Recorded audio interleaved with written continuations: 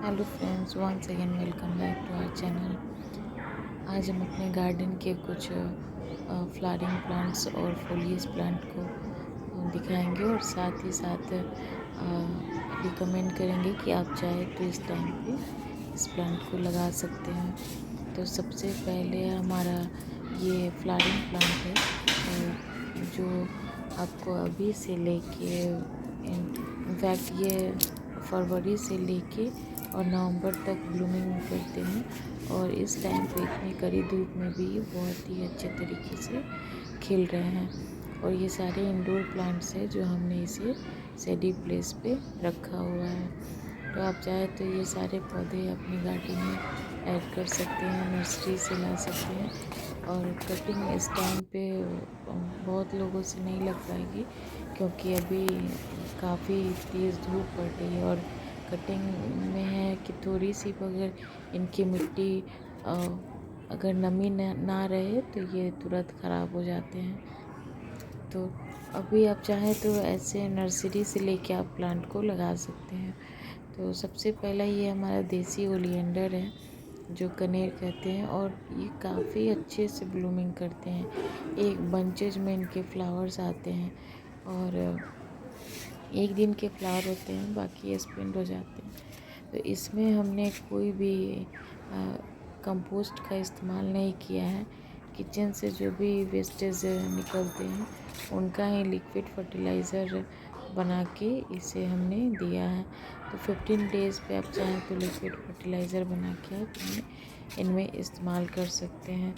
इसके लिए आपको किचन के जितने भी गार्बेज निकलते हैं, जितने भी वेस्टेज निकलते हैं, उन्हें आप सादे पानी में 1-2 दिन के लिए उसे ऐसे ही डुबो कर रख दें। उसके बाद आप चाहें तो उसे पानी को छान के आप इन पौधों को दे सकते हैं। तो इस तरीके से भर के फ्लावर्स आते हैं। और चूँकि अगर आपके पास थोड़ी बहुत प्लांट्स हैं तो आप कंपोस्ट दे सकते हैं। लेकिन अगर जो 2-3 हज़ार प्लांट्स जिनके पास हो तो इस टाइप से छोटे छोटे टिप्स को फॉलो करके हम अच्छे से फूल ले सकते हैं।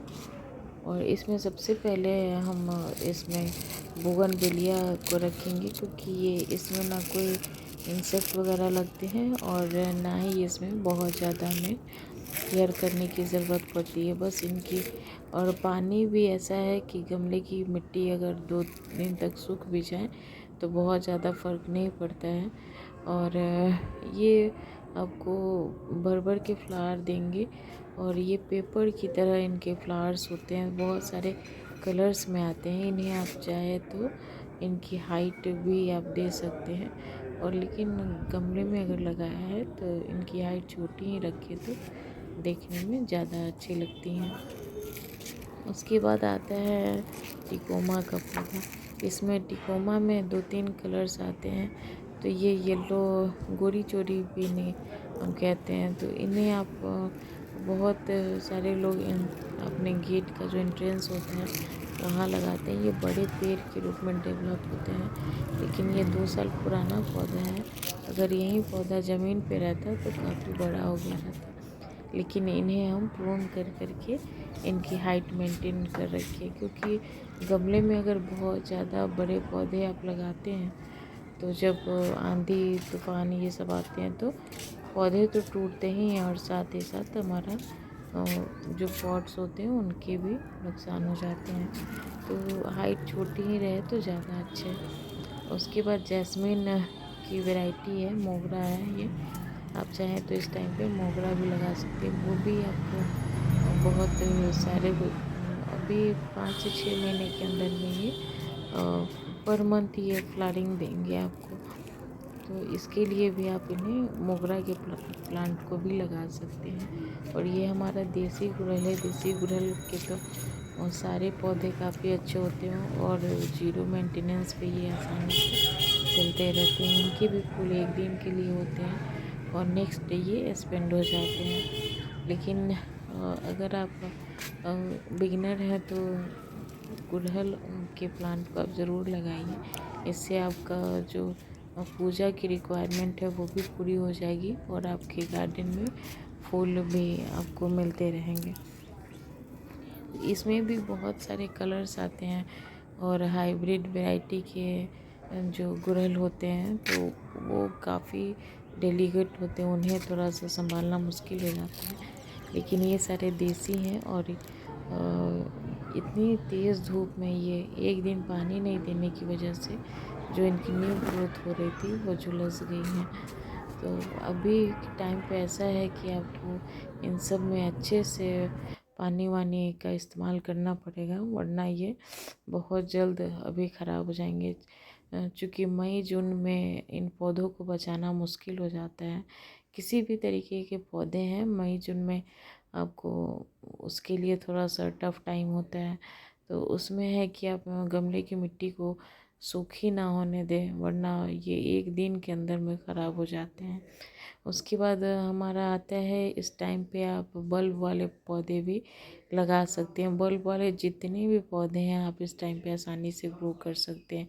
और ये एमरल्ड लिली, इनको आप अभी लगाते हैं तो आपको ये भी नवंबर दिसंबर तक फ्लावरिंग देंगे और साथ के साथ ये परमानेंट प्लांट भी बन जाते हैं आपके पास।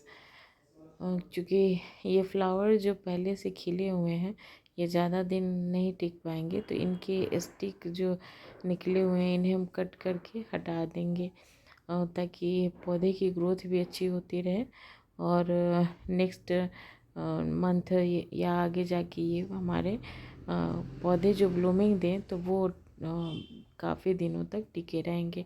क्योंकि अभी ये नर्सरी से लाए हुए हैं और हम इनकी रिपोर्टिंग कर रहे हैं तो हमारे फूल जो है इस पर नहीं टिकेंगे।